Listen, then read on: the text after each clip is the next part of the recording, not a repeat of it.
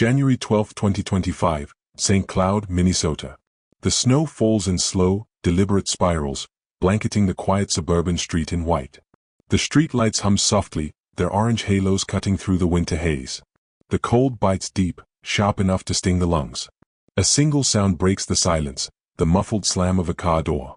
Local news vans crowd the curb, their cameras aimed at a modest, weather-worn house at the end of the block. Inside, detectives move with practiced precision. After nearly 30 years, the Minnesota cold case that haunted this community is finally breaking open. Through the flurry of reporters and flashing lights, a man is led out in handcuffs. His hair, now streaked with gray, is damp with sweat despite the freezing air. His face is pale, his lips trembling.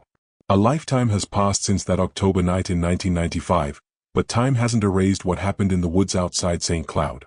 And now, finally, neither has justice. A reporter shouts over the chaos. "Did you kill her? After all these years, do you have anything to say to her family?" The suspect doesn't answer. He lowers his head as officers guide him into the back of a waiting squad car. The door slams shut. The cameras click. The crowd exhales. And with that, a case that began almost 3 decades ago roars back into the public eye.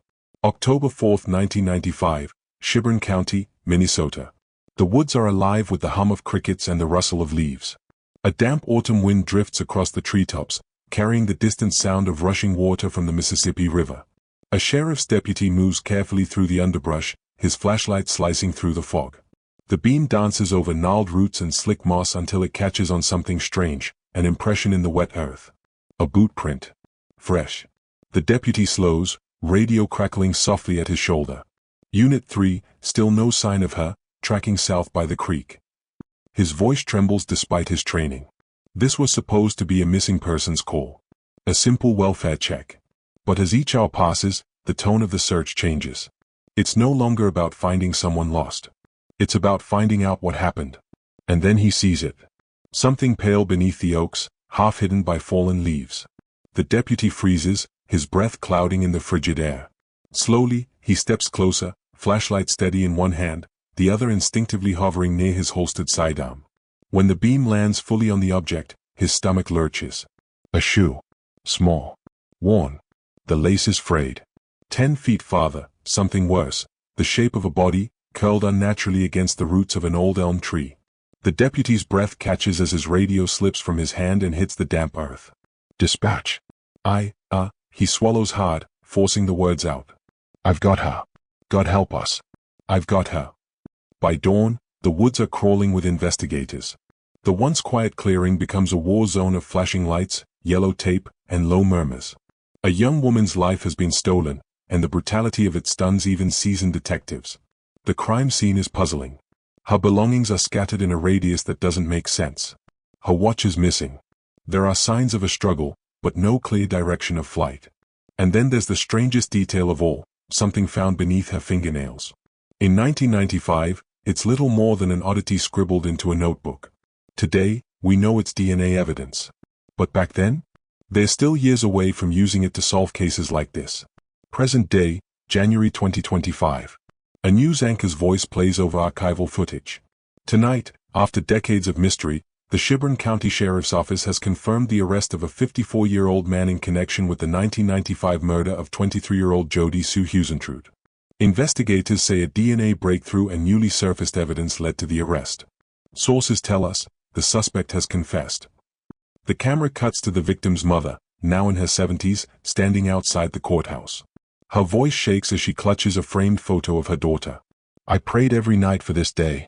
I just wish she was here to see it.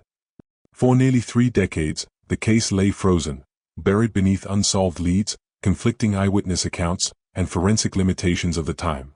But a new test, a forgotten piece of evidence, and one determined cold case team changed everything. Still, one question lingers. How did he get away with it for so long? October 1995, St. Cloud, Minnesota. The autumn sun slips low over the quiet streets of St. Cloud, painting the maple trees in shades of amber and crimson. Leaves swirl in gentle gusts across the sidewalks.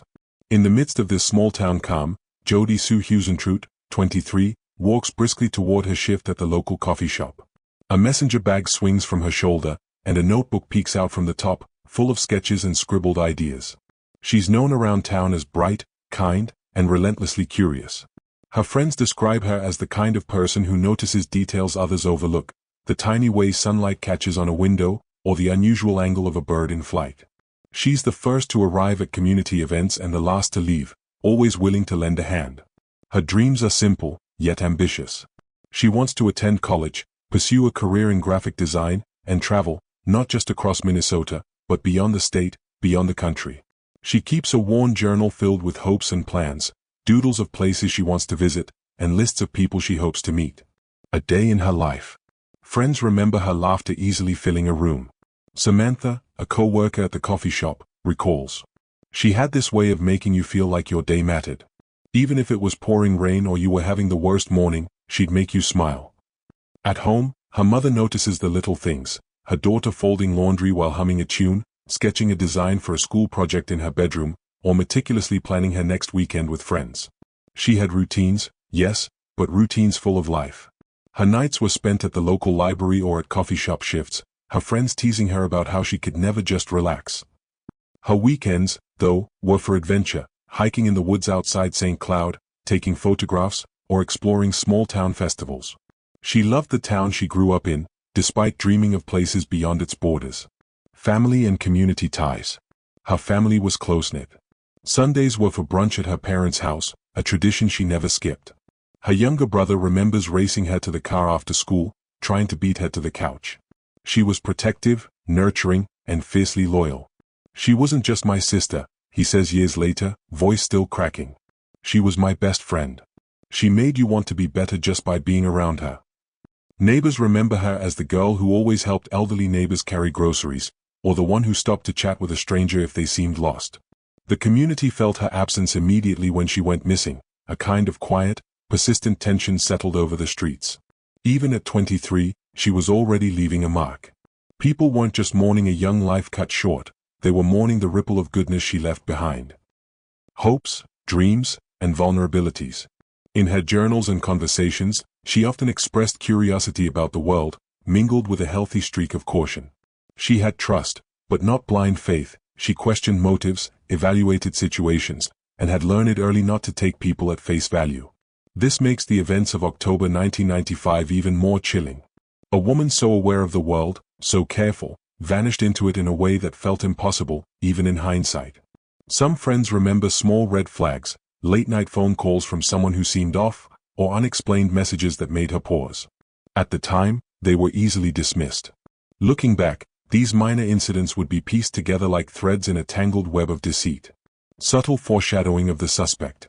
Without revealing too much, the narrative begins to hint at connections that will later matter. A co-worker who seemed overly attentive. A casual acquaintance with a fascination for the local woods. Someone who was present in her life but not entirely known to her family. These details are small now, a glance here, a lingering phone call there, but later, investigators would see them as critical. The community reacts. When she disappears, the town feels it in tangible ways. The coffee shop sits half empty without her laughter. Parents caution their children about walking home alone. Friends replay every interaction, wondering if they missed a clue. Even her teachers, who had moved on to new schools, remember her quiet determination and warmth.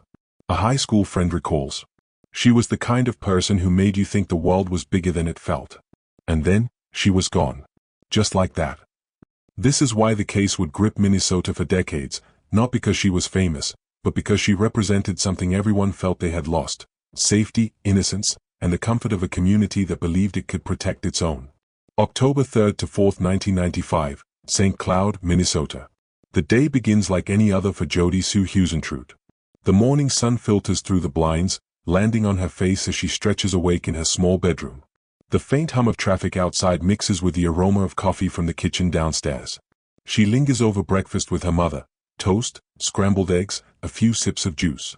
A routine she rarely skips, but on this day, there's an unspoken tension. A phone call she received the night before lingers in her mind, unanswered. Morning, the last normal hours. She leaves home around 7:30 a.m., backpack snug over one shoulder, notebook tucked safely inside. Her walk to the bus stop is unremarkable, save for the bright autumn leaves swirling around her boots. A neighbor waves, smiling, unaware that this will be the last time they see her in routine light. At her part-time job at the coffee shop, she greets co-workers with her characteristic warmth. Orders are taken, pastries restocked, and the usual small-town chatter fills the room. She sketches in the margins of her notebook while waiting for a delivery, daydreaming about the upcoming fall festival she planned to attend with friends. Afternoon, subtle unease. By early afternoon, something feels off. She steps outside to take a quick phone call. A voice on the other end is polite, yet insistent. Perhaps a new acquaintance, or someone persistent from her past. She smiles politely, ending the call abruptly, shaking her head slightly as if to dismiss it. Her friends later recall a subtle change in her demeanor, the laugh a little quieter, the steps a little faster. She texts her best friend. Running late, see you at 6. No response comes immediately, but she shrugs and continues her day. Late afternoon, crossing paths. She leaves the coffee shop around 4:30 p.m., the sky now painted in gold and deepening blues. The streets are quieter, the early chill of October creeping in. A neighbor sees her walking toward the bus stop, carrying a brown jacket over her arm. Her hair is pulled back in a loose ponytail. She waves and receives a friendly wave in return, the last casual exchange anyone remembers. Unbeknownst to her, a figure watches from across the street. A car idles nearby, its driver pretending to check a map. Nothing overt, nothing that screams danger, but later investigation would reveal the same car had been spotted multiple times in her neighborhood that week. Evening, the last known moments. Around 5:15 p.m., she stops at a small convenience store for a snack. A cashier remembers. She was polite, bought a chocolate bar and a soda, seemed in a hurry, but otherwise normal. Security cameras catch her leaving the store, no one else seems to notice her, and no apparent threats are visible on film. She begins the walk toward her favorite wooded trail, a shortcut she often took to meet friends near the river. Leaves crunch beneath her feet, and the wind carries the scent of damp earth. It's a familiar path, one she's walked countless times. Along the way, a man appears near the tree line, briefly visible through the gaps in the branches. He doesn't approach directly. He lingers, watching. To the casual observer, he might seem like a hiker, a jogger, or a lost stranger. But later, investigators would place him at the scene at the exact time the crime occurred. Friend perspective. Her best friend calls around 5:45 p.m., hears only the ringing tone. She texts, "Where are you? Don't forget the festival." No reply. Small worry, but nothing that triggers alarm yet. Neighbor perspective. A resident walking their dog sees a flash of movement in the woods, assumes it's an animal, and continues on. Witness perspective. A passing driver remembers a woman in a brown jacket walking briskly down the trail, hair ponytailed, but can't recall details beyond that. At the time, no one realizes she's being observed by someone else. Investigative foreshadowing. These seemingly disconnected observations, missed phone calls, distant watches, unremarkable passers-by, later become critical puzzle pieces, illustrating how ordinary events can hide extraordinary danger. Around 6 p.m., shadows grow long. The temperature drops. Leaves rustle louder than usual. Somewhere along the trail, the first confrontation begins. There are no witnesses to what happens next, but traces remain. A scuffed shoe along the path. Broken twigs and scattered leaves, suggesting a struggle. A scarf snagged on a branch. By the time a jogger stumbles on the scene later that night, it's clear, the ordinary routine has ended in tragedy. By the time darkness fell over St. Cloud that October night, a young woman had vanished from the world she loved, and the search for answers would stretch over 30 years. October 4, 1995, Sheboygan County, Minnesota. The woods are quiet now, save for the low rustle of leaves stirred by a chill wind. Shadows stretch long and twisted beneath the bare autumn trees, casting the forest floor in jagged patterns. A lone jogger, routine-bound and oblivious to the horror awaiting her, presses forward along the winding trail. Her foot catches on something unnatural, a patch of flattened leaves. At first, she assumes it's an animal, perhaps a deer resting among the roots of a towering oak.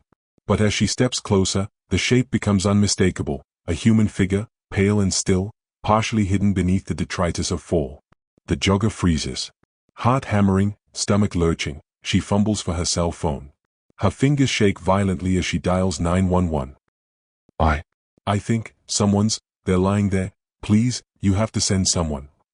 The dispatcher's calm, rehearsed voice provides little comfort. She stays on the line, whispering reassurances to herself, though her eyes refuse to leave the scene. Arrival of the first responders. Within minutes, sheriff's deputies and local EMTs converge on the trailhead. Flashlights cut through the pre-dawn fog, illuminating the twisted shapes of trees and scattered leaves. Radios crackle with updates. Unit 3 on scene. Confirmed, possible homicide.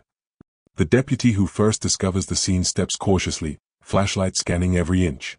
His boots crunch over scattered leaves, the metallic tang of fear sharp in his senses.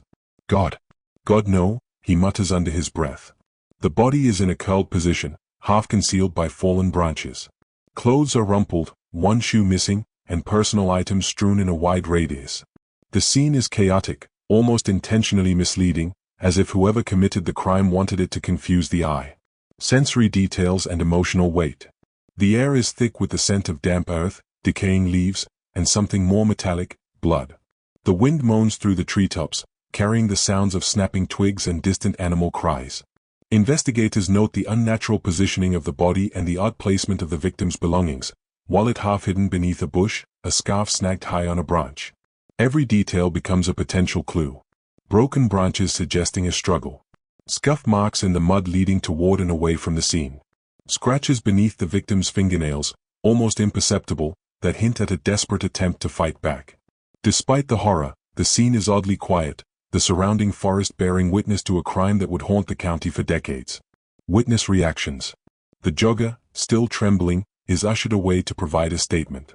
EMTs confirm the victim is deceased, and her mother is notified hours later, shattering the small community's fragile sense of safety. Neighbors, friends, and family arrive at the edge of the police tape, faces etched with disbelief. Some refuse to believe it, whispering, "It can't be her, she was just here yesterday. Who would do this? Right here, in our town?" The emotional weight presses down on everyone, the deputies, the investigators, and the civilians alike. It's more than a crime, it's the fracturing of a safe, familiar world. Contradictory clues and red herrings. Investigators begin documenting the scene meticulously. Notes and photographs capture contradictory footprints, two sets, seemingly moving in opposite directions. An abandoned car nearby, initially assumed unrelated, later checked and cleared. Scattered personal items, keys, a notebook, and a partially eaten chocolate bar. Early theories swirl. Was it a random act of violence? A targeted attack? The contradictions in the evidence make initial profiling difficult, leaving detectives frustrated and the community anxious. Forensic limitations of 1995. DNA testing exists, but in its infancy. The tiny flecks under the victim's fingernails, later critical, are catalogued, but at the time, investigators can do little more than store them carefully in evidence bags. Fingerprints are collected, photographs taken, sketches drawn, yet answers seem tantalizingly out of reach. Eyewitness accounts begin to emerge, but they conflict. One runner saw a man lingering near the trail around the time the victim disappeared. A nearby resident reports seeing a car idling slowly down the street, but no one recalls the driver. Friends recount a vague phone call earlier in the day, dismissed at the time but later scrutinized. The jumble of partial truths, contradictions, and missing pieces makes the case feel like a puzzle with several pieces deliberately hidden. Impact on the community. By late morning, news spreads through St. Cloud. The small town awakens to a new reality. A young life has been stolen, and the murderer walks free. Parents keep children inside, neighbors whisper behind closed doors, and friends replay every interaction, trying desperately to find something missed. Local newspapers begin reporting the story. Tragedy strikes Shibburn County, 23-year-old woman found dead in local woods. The words feel sterile compared to the raw grief and shock experienced by those closest to the victim. Even seasoned deputies admit privately they've never felt the weight of a case quite like this. Foreshadowing the investigation. As detectives collect evidence, certain threads begin to emerge, even if they can't fully grasp them yet. A suspect in the vicinity, seen by multiple witnesses but dismissed at the time. Physical evidence stored for decades, destined to be revisited by future forensic technology. Red herrings that will consume investigators for months, keeping the perpetrator one step ahead. Even in the chaos, one truth stands out. This case is far from ordinary, and the answers will not come easily. In the shadows of Shibburn County's woods, a young life ended. Yet even in death, Jody Sue Huisentruit left clues, small, hidden, and waiting for the right moment, the right technology, and the right investigators to bring justice. The question remained, who could commit such a crime, and why did it take 30 years to uncover the truth? October 4th to 10th, 1995, Shibron County, Minnesota. The morning after the discovery, the coffee-scented calm of St. Cloud is gone. The town wakes under a cloud of fear and disbelief.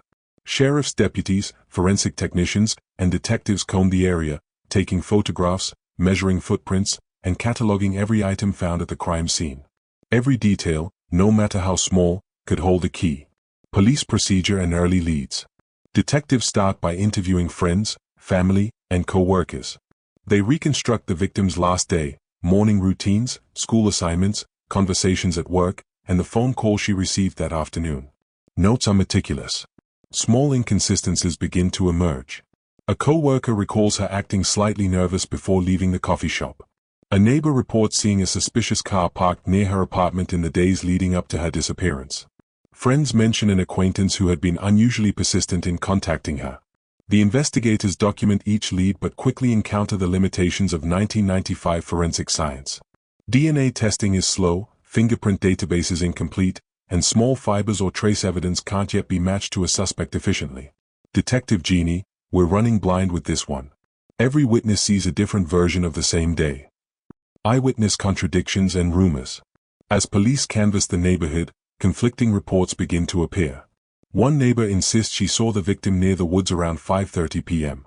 Another claims she passed by at 5:50 p.m., walking alone, smiling, unaware of any danger. A third says a man lingered near the trail, but they can't recall his face or car. These contradictions complicate the timeline, making it difficult to identify suspects. In small towns, memories are malleable, and the trauma of the event colors recollections. Meanwhile, rumors spread through St. Cloud like wildfire. She was last seen arguing with a man downtown. I heard she was being followed by someone in a black car. People say there's a connection to the other missing girl from last year. Detectives are forced to separate fact from speculation, all while the town grows anxious and impatient for answers. First wave of suspects. The investigation initially focuses on people closest to the victim. The persistent acquaintance. A man known for frequent, sometimes unwelcome attention toward her. Friendly on the surface, but co-workers describe him as obsessive. Early interrogations reveal nothing concrete, but he becomes a key person of interest. A local ex-boyfriend. Once close, now estranged. He has an alibi, but detectives note discrepancies in timelines and minor contradictions in witness statements. Though he is eventually cleared, he occupies early investigative energy. Strangers in the neighborhood. Reports of a man in a parked car, someone jogging near the trail, or others seen in the vicinity become potential leads. Police run down dozens of tips, most turning up empty or unrelated. The frustrating pattern begins to emerge. Every lead raises more questions than answers. Community pressure and emotional toll. Families and friends grow increasingly anxious. Her parents, once confident the police could protect the town, now question every decision. We just want answers. Just to know who did this, her mother says, tears streaming. Investigators feel the weight of public expectation, pressured to produce results with minimal evidence. Meanwhile, the victim's friends and neighbors are traumatized, replaying her last day in their minds, wondering if they missed a warning. The emotional stakes are immense. It's not only a search for a killer but a fight to restore a community's shattered sense of security. Forensic challenges and early evidence. At the lab, technicians examine fibers from the victim's clothing, trace dirt samples from the trail, blood under her fingernails, carefully preserved. In 1995, technology is limited. DNA can't yet provide rapid answers, and matching fibers to a suspect is painstakingly slow. Small clues that would one day solve the case remain dormant, waiting decades for breakthroughs. Investigators log the first autopsy findings. Cause of death, strangulation. Signs of a struggle consistent with defensive actions. No immediate evidence of sexual assault, though investigators remain cautious. The autopsy raises more questions than it answers. Who was strong enough to commit the crime in this location, and why? Early dead ends and frustration. Days turn into weeks. Interviews are repeated. Alibis are verified and disproven. Tips come in from neighboring counties, all of which fail to lead to a suspect. Detectives grow frustrated, some questioning if the perpetrator was a local, while others consider a transient or someone passing through. Early investigative errors, missed witness statements, overlooked evidence, will later haunt the case. Detective Jeannie, we're chasing shadows. Every time we think we're close, something slips through our fingers. The pattern of dead ends and frustration begins to take a psychological toll on both the team and the community. The case teeters on the edge of going cold. Narrative foreshadowing. Amid the confusion, subtle clues are present but not fully appreciated. A glove found near the trail later links to the suspect through DNA. Security camera footage shows a suspicious vehicle, initially dismissed as irrelevant. A neighbor's casual remark about a man in the woods becomes a key lead decades later. These early threads, ignored or misunderstood, lay the foundation for breakthroughs that will emerge decades later. By the end of the first week, the investigation has established. A young woman is dead under suspicious circumstances. The suspect remains unknown, walking free. The community is gripped by fear, grief, and frustration. In the days following Jodi Sue Huisentruid's death, St. Cloud was a town holding its breath. Investigators combed every trail, interviewed every acquaintance, and chased every lead. Yet the killer remained hidden, leaving behind a puzzle that would take decades, a breakthrough, and modern forensic technology to solve. 1995 to 2005, St. Cloud in Shibboleth County, Minnesota. The first shock of Jodi Sue Huisentruid's disappearance faded slowly, replaced by a grinding, persistent uncertainty. Days turned into weeks, months, and then years. The young woman's friends tried to resume their lives, her parents tried to reclaim a semblance of normalcy, but the absence of answers became a shadow stretching over every decision, every interaction, every quiet moment in the house she once filled with laughter. Early dead ends. Investigators chased lead after lead. The persistent acquaintance cleared by alibi checks. The ex-boyfriend repeatedly confirmed elsewhere at the time of the crime. Random tips from neighbors and travelers that yielded nothing tangible. Every lead that fizzled brought frustration and disillusionment, both for detectives and the victim's family. Detectives who once approached the case with energy now faced the grinding reality of a small-town investigation hampered by limited resources. Detective Jeannie, reflecting years later. We had pieces, but no way to put them together. Every day felt like digging in the dark. Family strain. The emotional toll on the victim's family was profound. Her parents experienced a quiet, unrelenting grief that strained their marriage. Arguments over how to respond to media attention and police updates became frequent. Every small disagreement carried the weight of unresolved trauma. Her younger brother wrestled with survivor guilt, imagining scenarios where he could have protected her. Childhood games and routines felt hollow without her laughter. Extended family struggled with the what ifs, replaying memories and questioning every choice in retrospect.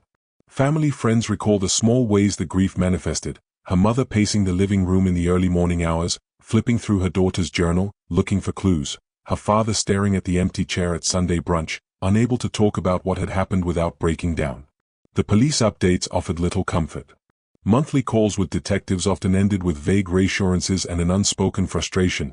We're doing everything we can, but there's nothing new. Community reaction. The wider community felt the absence, too. St. Cloud, once tight-knit, became cautious, watchful, and quietly fearful. Parents kept children closer, friends watched over one another, and strangers were regarded with suspicion. Local schools and community centers memorialized her absence with small gestures, a plaque in the library, a quiet vigil at the park where she used to walk. Though meant to honor her life, these acts also kept the wound open, reminding everyone of the failure to find justice. Whispers grew into legends. Children dared each other to walk the trail at dusk, claiming to see ghostly figures among the trees. Teenagers shared rumors of a shadowy man always watching, embellishments that blended fact and imagination. Local talk shows and newspapers speculated about motives, suspects, and connections, stirring both hope and anxiety. Through all this, the victim's story became larger than herself, a symbol of lost innocence and the fragility of small-town safety. Investigative frustration and false trails. Detectives remained committed, but time exposed the cracks in the investigation. Witness recollections contradicted each other, sometimes drastically. Early evidence was misfiled, overlooked, or degraded due to limited preservation techniques. Tips led to suspects who, under scrutiny, had ironclad alibis. Every dead end carried a psychological cost: frustration, self-doubt, and the slow erosion of optimism. Officers who had once approached the case with energy now questioned whether the perpetrator had vanished entirely or if justice would ever be served. Detective Jeannie, reflecting. It was like running a race with no finish line. Every lead felt like progress until it wasn't. Dramatic irony and subtle clues. Though the case seemed cold, small details were quietly waiting to be appreciated. Fibers collected from the victim's clothing, catalogued but unanalyzed with modern DNA methods. Witness accounts dismissed for inconsistency but later seen as critical corroboration. A neighbor's offhand comment about a suspicious vehicle parked near the trail, seemingly trivial at the time. These subtle hints laid the groundwork for future breakthroughs, though no one yet recognized them. For the audience, these early clues create dramatic irony. We know the threads exist, but the characters in the narrative cannot yet act on them. The psychological toll on friends. Friends who had been closest to the victim experienced their own silent suffering. Guilt for missed signs, a text unanswered, a meeting cancelled, a smile not fully returned. Fear of strangers, late-night walks became rare, social outings carried caution.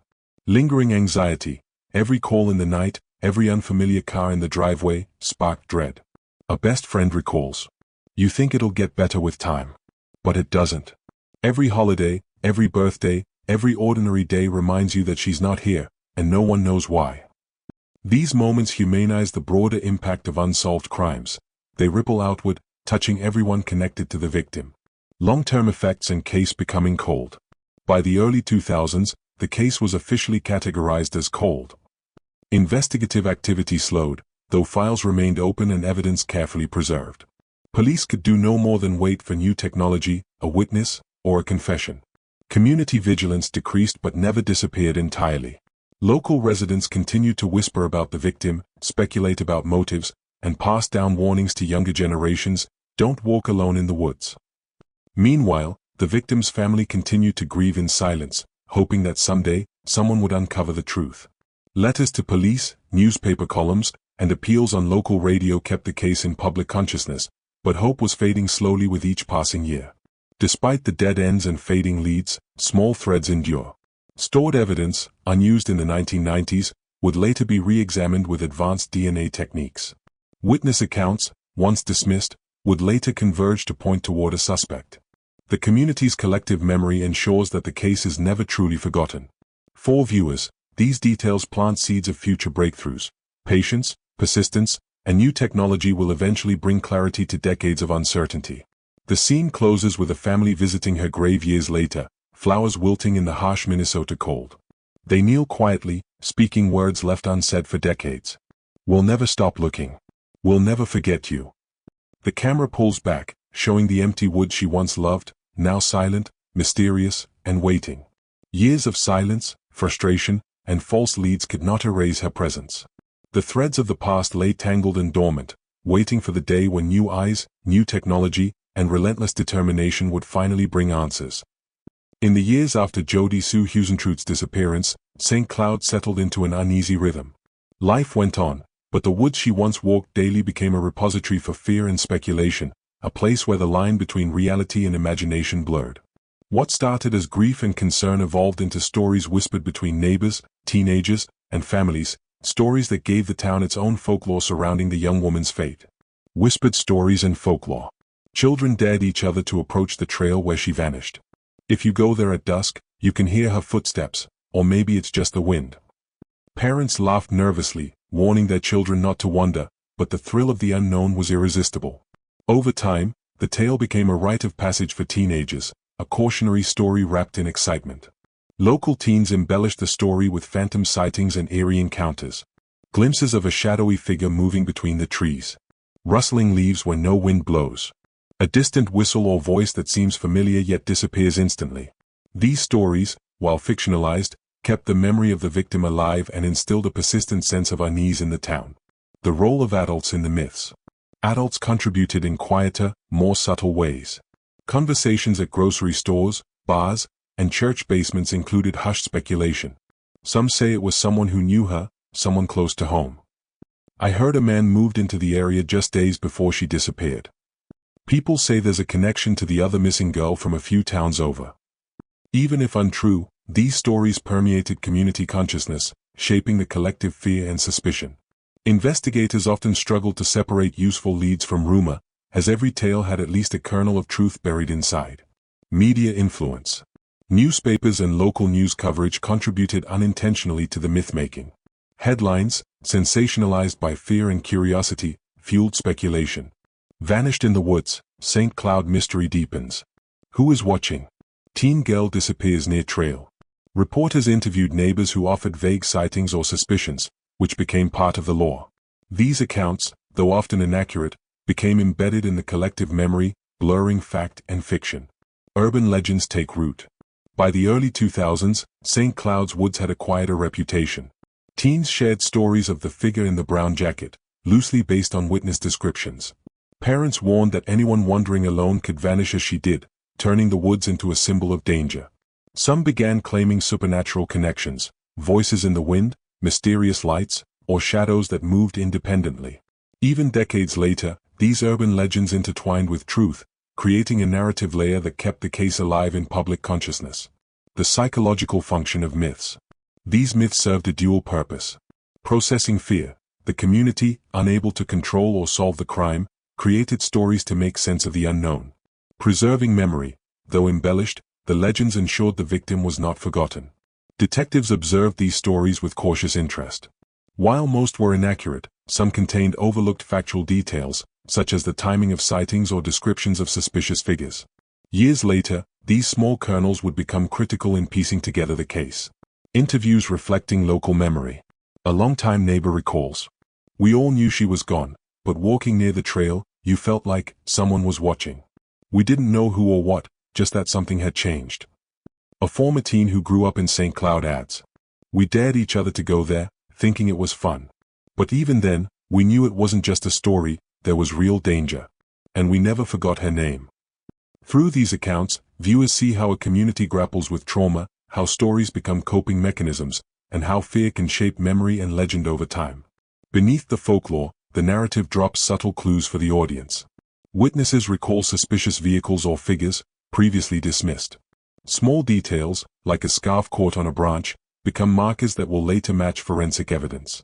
Community whispers point toward locations, relationships, and patterns overlooked during initial investigation. The myths are not merely atmospheric, they contain seeds of truth that investigators decades later will rediscover. The camera lingers over the woods, leaves rustling in the wind, shadows dancing across the trail, sunlight filtering through the branches. The silence is both peaceful and ominous, reflecting the tension between memory and mystery. In the quiet of St. Cloud's Woods, stories grew where evidence could not. Legends and whispers kept Jody Sue Huisentruit alive in the hearts of the community, even as the official investigation stalled. What was once fear became folklore, and what was once grief became cautionary tale. And yet, beneath these tales, the truth waited, patient, unnoticed, but never gone. Spring 2023, St. Cloud, Minnesota. After nearly 3 decades of silence, the case file for Jody Sue Huisentruit sat neatly on a metal shelf in the Shelburne County Sheriff's evidence room, folders yellowed with age, photographs faded, and evidence bags sealed carefully. It had been decades since the murder first gripped the town, decades of dead ends, rumors, and unanswered questions. Investigators had moved on, families had aged, and the community had slowly adjusted to a painful absence. But as the morning sun cut through the dusty blinds of the sheriff's office, new eyes entered the room, bringing both hope and a sense of urgency. Arrival of new technology. Detective Jeannie, recently trained in modern forensic methods, carefully opened the old evidence bag containing fibers, hair samples, and trace material collected from the victim's clothing in 1995. Detective Jeannie. They didn't have the technology back then.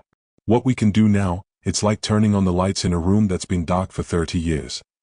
The department had just acquired next-generation DNA sequencing equipment, capable of extracting genetic material from even degraded evidence. Tiny flecks of hair and fibers, once dismissed as inconclusive, could now potentially identify a suspect. Technicians, sleeves rolled, gloves snug, worked methodically, microscope lenses reflecting the intensity of their focus. It was meticulous, almost reverent work. The discovery that sparked hope. Among the evidence, a single fiber, an unremarkable thread found caught under the victim's fingernails, revealed a match.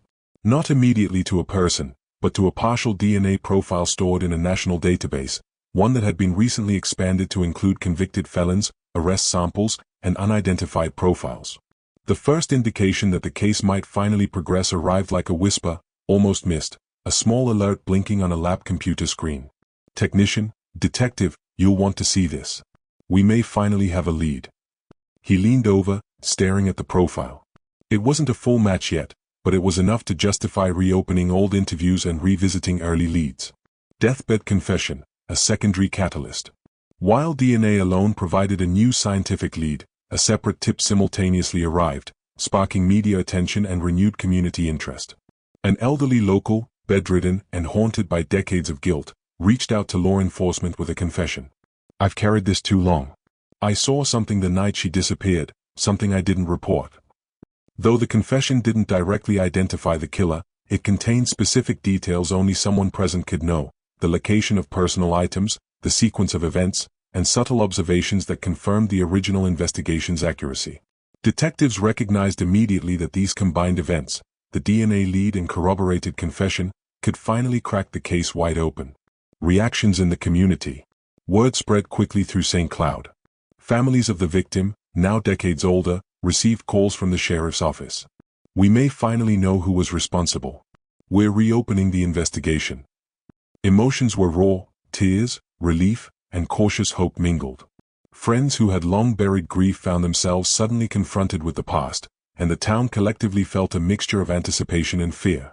Local news crews arrived, cameras rolling, as law enforcement told only what was necessary, careful to maintain investigative integrity. Reopened investigation begins. With renewed leads, detectives retraced steps from decades earlier. Witnesses were re-interviewed. Their memories, though faded, provided new clarity when paired with modern investigative techniques. Old security footage, previously grainy and dismissed, was digitally enhanced, revealing a figure matching descriptions from the original investigation. Letters, notes, and payroll records were re-examined, confirming that a suspect was present in the vicinity at the time of the crime. Every detail once considered insignificant was now reinterpreted in a new light, creating a web of evidence that converged on a single individual. Investigative techniques highlighted. The detectives combined old-school investigative intuition with modern forensic science. Fingerprints re-examined using advanced scanning technology. DNA samples cross-referenced against national databases. Behavioral analysis applied to witness interviews, identifying inconsistencies or truthful recollections. Detective Genie. It's like looking at the same puzzle with a completely new lens. Suddenly, the pieces fit. The audience sees a juxtaposition of decades-old investigation notebooks and high-tech lab screens, emphasizing how technology has changed the game while showing the meticulous work required. Foreshadowing the suspect.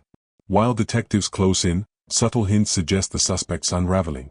Former colleagues and neighbors are contacted. Some notice changes in behavior after decades of silence. Witnesses report inconsistent statements or minor admissions during casual conversations. A careful timeline reconstructed from old evidence places the suspect at the crime scene, despite alibis from the 1990s. For nearly 30 years, hope was fragile. Every lead that faltered became a weight on the hearts of those left behind. Yet even in silence, the threads of truth endured, waiting for the day when science, memory, and determination would converge. The investigation reopened with a new intensity, blending the meticulous care of veteran detectives with modern forensic capabilities. Files from 1995, once gathering dust, were now re-examined under a sharper lens, revealing overlooked connections and inconsistencies that had previously gone unnoticed. Re-examining witness statements. Detectives began re-interviewing old witnesses, carefully documenting every nuance, tone, hesitation, and body language. Memory, even decades later, proved surprisingly reliable when combined with cues and cross-references. A neighbor who once claimed not to see anything on the night of the murder now remembered a figure standing by a parked vehicle, previously dismissed as inconsequential. A former co-worker admitted to lying about an alibi for someone connected to the victim, fearing personal repercussions. Friends recalled a series of text messages and missed calls that had been lost or ignored in the original investigation. These interviews began to reconstruct a more precise timeline, aligning witness observations with modern forensic data. Forensic re-evaluation. Lab technicians worked tirelessly. DNA from the victim's clothing, previously inconclusive, was matched against the expanded national database, producing a strong lead pointing to a suspect with a prior criminal record. Fibers under the victim's fingernails, once catalogued but unanalyzed, now matched clothing known to belong to the suspect. Old photographs and CCTV footage were digitally enhanced, revealing subtle movements and faces previously overlooked. Detectives marveled at the power of technology decades removed from the original investigation. Detective Genie. It's like the past is speaking to us now, piece by piece. All those small details, they never disappeared. We just couldn't see them before. Reassessing early leads. Investigators revisited individuals who had been cleared in 1995. The persistent acquaintance was re-interviewed, revealing subtle inconsistencies in his recollection. While he remained largely cooperative, his statements now raised red flags when cross-referenced with DNA results and timelines. The ex-boyfriend, once cleared by alibi, was scrutinized again. Old payroll logs and travel receipts now suggested he might have been near the crime scene earlier than initially believed, though the evidence was circumstantial. By combining modern tools with old evidence, detectives began to narrow the suspect pool, a process both methodical and emotionally charged. Documentary evidence. Detectives unearthed forgotten documents, letters, pay stubs, and appointment logs. Each small detail provided corroboration for other findings. A payroll log showed the suspect in town during the week of the murder. A series of letters, initially considered irrelevant, revealed patterns of behavior consistent with obsession and stalking. Receipts placed him at stores near the trail the victim frequented. These threads, combined with DNA evidence and witness accounts, painted a compelling picture of presence and opportunity. Psychological analysis. Behavioral analysts were brought in to assess patterns and predict potential suspect reactions. Detectives looked for tells in interviews, monitoring micro-expressions and subtle shifts in tone. Witnesses who had minimized or altered stories were gently pressed, often revealing previously hidden truths. Analysts created a psychological profile, helping narrow the focus to someone capable of premeditation, evasion, and manipulation. The combination of science and intuition redefined the trajectory of the case, turning old uncertainties into actionable leads. Investigative tension and stakes. As the investigation intensified, so did the stakes. Family members, long waiting, were brought back into the loop, each visit heavy with emotion and anticipation. Detectives worked against a looming public and media spotlight, careful not to compromise the integrity of the case while maintaining transparency. The suspect, though unaware, was beginning to feel pressure, as law enforcement discreetly monitored movements and communications. Detective Genie. He thinks he's escaped the past. But time isn't on his side anymore. The tension is palpable, both for the investigative team and the audience. Building a timeline and corroborating evidence. Using parallel timelines, detectives traced the suspect's actions on the day of the murder. Morning routines, work locations, and travel patterns. Witness sightings corroborated by surveillance, now digitally enhanced. Minor inconsistencies in alibis compared with receipts, phone records, and local traffic data. By layering these elements, investigators created a compelling reconstruction. The suspect had both motive and opportunity, strengthening the case substantially. Community reactions and renewed hope. As word spread that the case was active again, St. Cloud reacted. Neighbors revisited memories, recalling details they had long thought irrelevant. Family and friends, long in grief, felt cautious optimism. Local news outlets reported the renewed investigation carefully, balancing hope and restraint. The emotional stakes are high. The community, once resigned to silence, now anticipates closure. Foreshadowing closing in on the suspect. Subtle hints suggest the suspect is unraveling under scrutiny. Conflicting statements, minor admissions, and behavioral changes begin to appear. Friends or associates of the suspect are questioned, unintentionally providing corroboration for the investigation. Surveillance and digital tracking begin to converge, setting up confrontation. The narrative tension tightens, preparing for Phase 4's final steps, closing in on the suspect and confronting the truth. Detectives gather in the evidence room late one evening, reviewing notes, timelines, and DNA reports. The room is dimly lit, the quiet hum of computers filling the silence. After decades of silence, the case was no longer a cold file. Every detail, every overlooked thread, and every memory contributed to a mosaic of truth. The past and present had converged, and the suspect's carefully constructed world was beginning to crumble. Spring 2023, St. Cloud, Minnesota. With the reopened investigation in full swing, detectives had assembled a lattice of evidence, witness statements, and forensic breakthroughs. Each thread led inexorably to one individual, the person who had eluded justice for nearly 3 decades. The suspect, unaware of the digital, forensic, and testimonial net closing around him, continued his daily routine, unremarkable on the surface, but marked by subtle cracks of unease. Evidence consolidation. Detectives gathered in the sheriff's evidence room, walls lined with charts, photographs, and timelines. Every detail was connected, visualized in a network of colored strings and pins. DNA matches from hair and fibers were now conclusive, linking the suspect directly to the victim. Surveillance footage, enhanced from old footage and cross-referenced with witness sightings, placed him near the scene multiple times. Documentary evidence, pay stubs, travel receipts, and appointment logs, placed him in proximity to the victim before and after her disappearance. Detective Genie has been hiding in plain sight, but the past is unforgiving. Every lie, every omission, every shadow now has a name attached. Behavioral tells and surveillance. Investigators observed subtle behavioral changes in the suspect. He became more guarded, avoiding familiar routines and altering daily patterns. Associates noticed slips in conversation, contradictions, and inconsistencies in stories he had told for years. Surveillance noted frequent glances over his shoulder, restlessness, and attempts to delete digital traces of past activity. Behavioral analysts confirmed that these were signs of stress and anticipation, indicating the suspect's perception of pressure was mounting. Interviews and interrogation preparation. Detectives conducted strategic interviews with friends, neighbors, and colleagues, subtly probing the suspect's background. One co-worker recalled seeing him near the trail the day of the disappearance, a detail that had never surfaced in the 1995 investigation. Another mentioned inconsistent accounts of his whereabouts during prior criminal investigations, suggesting a pattern of deception. A former friend admitted to covering for him, unaware the information could now tie into forensic evidence. These interviews allowed detectives to reconstruct the suspect's movements and social connections, providing critical context for interrogation. Forensic corroboration. The lab confirmed that fibers, hair, and trace evidence found on the victim's body matched the suspect's clothing and possessions. A rare fiber from a jacket he owned was found on the victim's clothing. DNA extracted from an old glove, long thought degraded, confirmed presence at the crime scene. Small environmental traces, like soil samples and pollen from the suspect's backyard, matched what was found at the scene. This forensic convergence created a near-irrefutable link, allowing detectives to prepare for confrontation. Surveillance and stakeout. Law enforcement deployed discreet surveillance teams, monitoring the suspect's home, workplace, and travel patterns. Cameras recorded him visiting locations he claimed never to frequent. Observers noted interactions with acquaintances that suggested guilt or secrecy.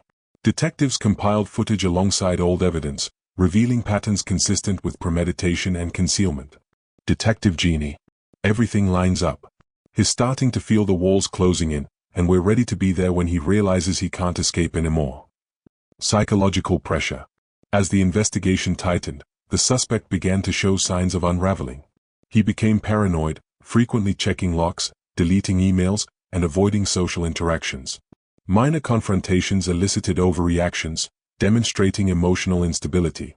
Old friends reported sudden mood swings and admissions of fear, subtle cracks that suggested guilt was surfacing. Behavioral analysis indicated that pressure applied carefully by investigators could lead to voluntary confession or exposure of additional details. Strategic planning for arrest.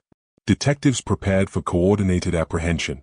Surveillance had pinpointed the suspect's most predictable routines. Backup units were ready to secure the area and prevent flight.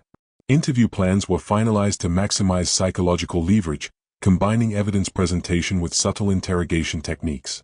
The team knew the arrest would require precision, timing, and patience, as the suspect's long evasion suggested cunning and potential resistance.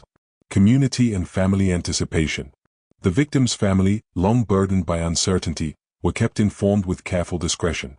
Visits to her grave became charged with renewed hope and anxiety. Friends and extended family whispered about the possibility of closure, their emotions a mix of relief and dread. Local media, sensing developments, began speculating cautiously, amplifying the tension in the town without compromising the investigation. Narration. For decades, silence had defined the community's grief. Now, with the suspect finally within reach, anticipation mingled with fear, hope with apprehension. Foreshadowing the confrontation. The scene ends with a tense montage. Detectives reviewing timelines, evidence boards, and lab reports. Surveillance footage of the suspect exhibiting subtle signs of stress. The suspect alone, pacing his home, unaware that the net is tightening. The culmination of decades of investigation, the patient unraveling of lies, and the relentless pursuit of justice had brought them here. The suspect was close to breaking, and the moment of truth was imminent. Early morning, spring 2023, St. Cloud, Minnesota. The town was quiet, the streets nearly empty except for the subtle hum of life beginning its daily rhythm. But behind the doors of a modest house on the outskirts of town, a storm was about to break. Detectives had coordinated a covert operation, surveillance teams, backup units, and crisis negotiators positioned strategically. Every detail was accounted for. After decades of waiting, the suspect was finally within reach. The approach. Detective Genie and the team moved quietly through the perimeter. Cameras tracked the suspect as he left his home for his routine morning walk, unaware that every step was being watched, recorded, and anticipated. The suspect checked his locks repeatedly, glancing nervously over his shoulder. He muttered under his breath, unaware that law enforcement had pieced together a mountain of evidence against him. Each movement, each gesture, was noted, the psychological pressure mounting invisibly but palpably. Detective Genie, whispering into radio. All units in position. Wait for my signal. Let's bring this in clean. The arrest. When the moment came, the suspect was approached calmly but firmly. Detectives identified themselves and explained the situation. DNA matches, witness statements, and decades of corroborated evidence. Despite his attempts to deny involvement, the weight of evidence was undeniable. Backup units secured the perimeter, ensuring there was no chance of escape. The arrest was professional, precise, and deliberate. The suspect's composure faltered, a brief flicker of panic revealing decades of hidden guilt. Suspect. This isn't real, you don't have anything. Detective Genie. We have everything, and it's time you tell the truth. Initial interrogation. Back at the station, detectives began structured questioning, layering evidence, forensic results, and witness testimony. The suspect initially denied involvement, citing old alibis and attempting to manipulate memories. When presented with DNA matches, fibers, and corroborated witness statements, his resistance began to crumble. Detectives allowed psychological space, giving him opportunities to speak while subtly emphasizing the inevitability of truth. Detective Genie. We know you were there. We know the steps you took. The evidence doesn't lie. The question now is whether you'll help us close this. The confession. Hours passed, tension mounting in the room. Finally, the suspect broke down. He admitted presence at the crime scene, detailing previously unknown actions. He provided specifics about the sequence of events, including details only someone present could know, location of items, timing, and interactions. Motive, long speculated, was revealed, a mix of obsession, opportunity, and poor judgment, culminating in a tragic and preventable act. Suspect, voice trembling. I didn't mean for it to go that far. I panicked. I didn't know what else to do. Detectives documented every word, balancing the need for factual record with sensitivity to the moment's gravity. Family reactions. Outside the station, the victim's family waited. Their emotions were raw, anticipation, relief, and grief intertwined. When informed of the confession, tears flowed, hands held tightly, and long-suppressed emotions finally found an outlet. Friends and community members felt a mixture of closure and lingering sorrow, reflecting decades of uncertainty. Victim's parent. We've waited 30 years to hear the truth, it doesn't bring her back, but at least we know. The narrative highlights that justice, while delayed, brings emotional resolution, though it cannot erase the pain of loss. Evidence boards, now complete, showing the convergence of decades of investigation. Detectives and lab technicians, exhausted but satisfied, realizing their work has finally borne fruit. The suspect, subdued, realizing the magnitude of accountability he had evaded for years. The scene emphasizes the culmination of relentless pursuit, patience, and scientific advancement. Trial and aftermath. While the confession brings closure, the legal process is next. The suspect will face trial, sentencing, and community reckoning. Questions remain about how the case impacted the town, the family, and law enforcement over decades. Subtle hints suggest systemic reflections, such as limitations of early investigations and the evolution of forensic science. Justice, long delayed, had finally arrived. The truth, painstakingly uncovered, offered clarity, yet the scars of the past remained. For the family, for the town, and for those who refused to forget, the journey toward closure had only just begun. Summer 2023, St. Cloud, Minnesota. The courtroom was packed, the air thick with anticipation and decades of unresolved grief. Family, friends, community members, and media filled the space, each person carrying a piece of the story that had haunted St. Cloud for nearly 30 years. The trial of the suspect, now formally charged, began with procedural precision, but the emotional undertone was unmistakable. For the family, every word spoken, every exhibit displayed, was a painful reminder of time lost and innocence taken. Opening statements. The prosecution opened with a clear narrative, laying out the evidence meticulously. DNA matches connecting the suspect to the victim. Fibers, trace materials, and corroborated witness accounts. Timeline reconstruction that placed the suspect at the scene. Prosecutor. This case is not just about science, it is about a life stolen, a family forever changed, and a community that demanded truth. Today, justice will no longer be delayed. The defense attempted to minimize involvement, questioning memories, forensic interpretations, and procedural aspects. Yet, the weight of evidence made their arguments tenuous at best. Key testimonies. Several witnesses recounted memories and events from 1995, amplified by forensic confirmation. A neighbor who saw the suspect near the trail corroborated his presence. Former friends admitted previous attempts to protect the suspect, now acknowledging their silence. Experts explained the DNA evidence and fiber analysis, translating complex science into clear, undeniable connections. Each testimony led the case, combining emotion, science, and narrative clarity. Emotional highlights. The family's reactions were visible and raw throughout the trial. Tears streamed as evidence was presented. Hands clutched tightly in grief and anticipation. Every detail reinforced the human cost of the crime, grounding the legal proceedings in emotional reality. Victim's parent, to detective after testimony. It's been 30 years. I can't believe we're finally here. The courtroom itself became a space of collective remembrance and accountability, merging procedural justice with emotional closure. Closing arguments. The prosecution framed the narrative as the culmination of decades of work, emphasizing the meticulous investigation, modern forensics, and relentless pursuit of truth, highlighting the suspect's pattern of deceit and evasion over 30 years, arguing that justice, though delayed, must now be served fully. The defense, though striving to humanize the suspect, could not overcome the weight of irrefutable evidence. Prosecutor, final words. Time did not erase the truth. Decades of silence cannot protect those who evade accountability. Today, justice will honor the life that was taken. Verdict. The jury deliberated for hours, the tension palpable in every corner of the courthouse. Finally, the foreperson rose. We, the jury, find the defendant guilty on all counts. Gasps, tears, and quiet sobs rippled through the courtroom. Relief, sorrow, and vindication mixed in a complex emotional wave. The suspect, subdued, was led away, his face a mixture of resignation, fear, and disbelief. Justice had arrived, long overdue but decisive. Aftermath, community and family. Outside the courthouse, the family spoke to the press. Gratitude for investigators' diligence over decades. Reflections on the pain of waiting and the long shadow of uncertainty. Hope that the case might serve as a reminder of the importance of persistence in the pursuit of justice. Community members reflected on the impact of the case.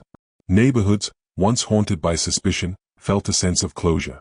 Local law enforcement gained recognition for commitment to reopening cold cases. The broader message emphasized that justice, though delayed, is achievable. Family member. We lost so much. But today, we finally know the truth. That truth matters. Legal and social implications. The trial also highlighted systemic and societal reflections. The evolution of forensic science and its impact on solving cold cases. Challenges faced by rural policing, including resource limitations and investigative gaps. The resilience of families and communities in coping with decades of uncertainty.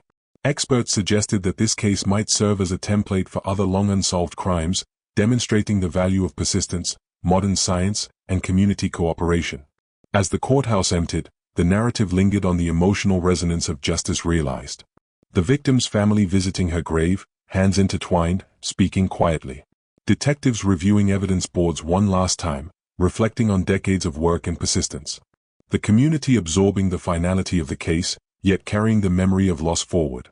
Decades of unanswered questions, grief, and whispered speculation had finally yielded to clarity. The truth, painstakingly uncovered, brought justice, closure, and reflection. And while wounds may never fully heal, the pursuit of truth had prevailed. Late summer 2023, St. Cloud, Minnesota. The courtroom and investigation were behind them, but the echoes of the case remained. The arrest, confession, and trial had brought closure, yet the lessons of nearly 3 decades of silence reverberated through the community, law enforcement, and the families who had endured so much. Persistence and justice. Detective Jeannie reflected on the journey from 1995 to 2023. The case had been cold for decades, buried under procedural limitations and outdated technology. Persistence, revisiting evidence, following tips, and applying modern forensic methods, had turned silence into truth. Every overlooked detail, every forgotten fiber, every wavering witness was now woven into a tapestry of justice. Detective Jeannie. Justice isn't always immediate. Sometimes it's slow, painstaking, and frustrating. But it's worth every effort, because people deserve truth, even decades later. This reflection highlighted a core theme: the unwavering pursuit of truth can outlast time itself. Community healing. For the town of St. Cloud, the resolution offered both relief and reflection. Families long haunted by uncertainty felt the weight of decades lift. Neighborhoods began to reintegrate a sense of security, no longer shadowed by lingering suspicion. Local institutions acknowledged the importance of cold case funding, community cooperation, and open communication. Community member. We finally have answers. That doesn't erase the past, but it gives us the space to heal together. The narrative emphasized that justice is not just about punishment but about community restoration. Victim-centered reflection. The victim's life, often overshadowed by the crime itself, was honored in this final reflection. Her hopes, dreams, and quirks were remembered by family, friends, and investigators. Small tributes, a scholarship in her name, memorial events, and stories shared publicly, celebrated her legacy. Closure allowed loved ones to reconcile grief with remembrance, transforming pain into a living memorial. Family member. She deserved to be remembered for who she was, not just how she died. Now we can celebrate her life. Systemic and societal insights. The case illuminated broader issues in criminal justice. Advances in forensic science had changed the landscape, allowing cold cases to be solved decades later. Rural policing challenges, limited manpower, resources, and investigative tools, often hindered timely resolutions. The importance of persistent reporting, documentation, and revisiting old cases became evident. Experts suggested that this case might serve as a blueprint for similar investigations, demonstrating how science, diligence, and community engagement can converge to uncover truth. Analyst. Every detail matters. Every thread left unchecked could become the key to justice decades later. Lingering emotional impact. Despite the conviction, the emotional landscape remained complex. The family mourned the time lost and experiences stolen, understanding that closure does not erase pain. Detectives reflected on the personal toll of decades-long investigations, from emotional exhaustion to the satisfaction of finally solving the puzzle. The town, now aware of the full story, carried forward the lessons of vigilance, care, and community responsibility. Narration. Justice had been served, but the journey had left its mark. Memories lingered, scars remained, yet the truth had emerged, reshaping lives and restoring a sense of order to a long-shattered community. Hope and vigilance. The story closed with a subtle acknowledgement of the continuing need for vigilance and hope. Law enforcement pledged renewed focus on unsolved cases. Communities were reminded of the importance of awareness, reporting, and engagement. Families were encouraged that even long-forgotten mysteries could eventually yield answers, giving them hope for other unresolved tragedies. Detective Jeannie. The past never truly disappears. It waits, patient, until we're ready to listen. And when we do, truth has a way of finding its way home. Time did not erase the crime, but persistence revealed the truth. Science, memory, and determination converged to deliver justice.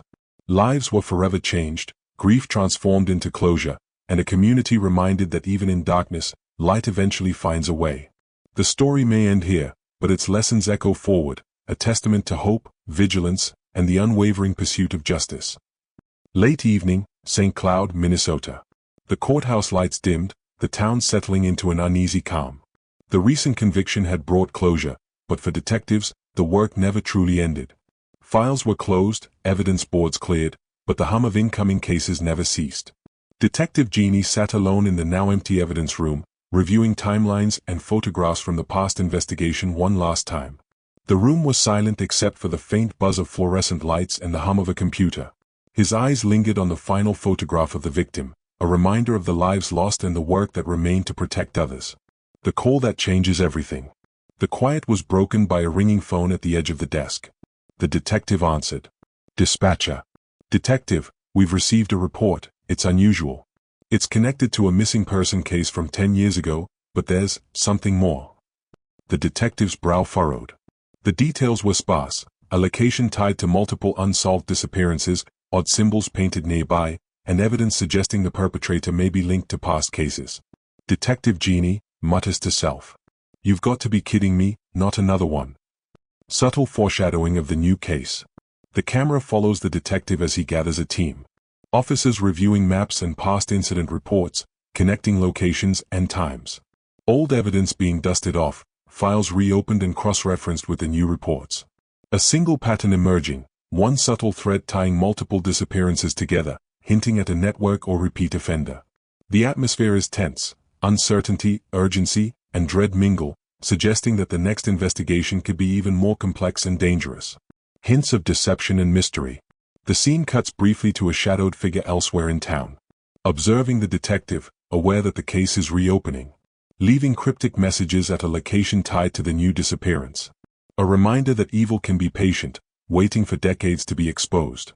This figure is never fully revealed, leaving the audience with a sense of looming threat and intrigue. Detective Jeannie stands at the edge of the crime scene, flashlight in hand, scanning the darkened streets. Detective Jeannie, voiceover. Every case leaves a mark. Every secret waits for the right moment to surface. And some truths are patient, more patient than we are. The camera pans upward, the moon casting long shadows over St. Cloud, as the distant hum of an approaching storm echoes. The past had been revealed, but the present held new mysteries. Somewhere in the darkness, a truth waited, and the next case was already beginning.